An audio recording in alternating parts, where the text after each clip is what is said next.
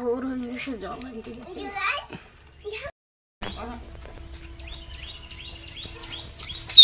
পৃথিবীর মা হলো একমাত্র মানুষ, যে সুখ বিসর্জন দিয়ে পরিবারের মুখে হাসি ফুটায়।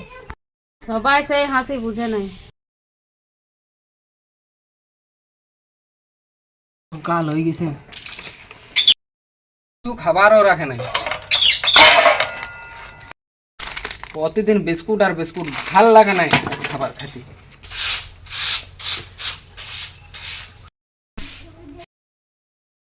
চলে এবং বাসনগুলো ধুয়ে যা।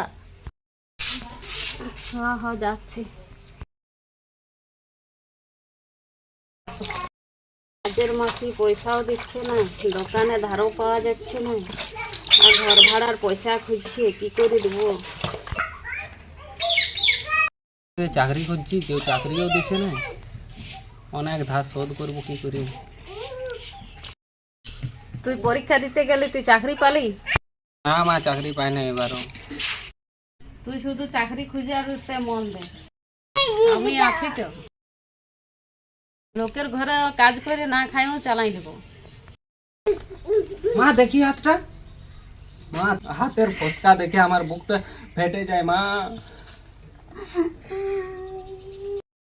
ঠিক আছে মা, আমি আরো চাকরি খুঁজতে যাচ্ছি মা। মাথাটা ঘুরাচ্ছে কাজ করি করি। ভালো লাগছে।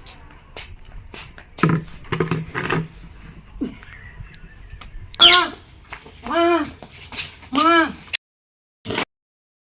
মা মা উঠো, কি হলো মা? মা এটা সকালে খাবে, এটা রাত্রেবেলা ঠিক হয়ে যাবে। যাও।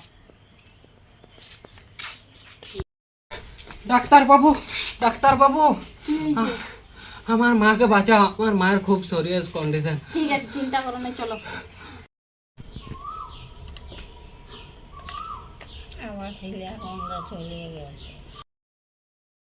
তোমার মায়ের অবস্থা খুব খারাপ, এর জন্য 50,000 টাকা চাই, না হলে তোমার মাকে বাঁচানো যাবে না। কি 50,000 টাকা? আমার ছেলে এত টাকা কোথায় পাবে? দরিদ্র শুধু ক্ষুধা নয়, এটা শুধু নীরব যন্ত্রণা, যেখানে কান্নার কোনো শব্দ হয় না। ফোন করে হোক আমি আমার মায়ের অপারেশন করাবো, দরকার হয় আমার কিডনিটা বিক্রি করে দেবো আমি, তাও আমার মায়ের অপারেশন করাবো।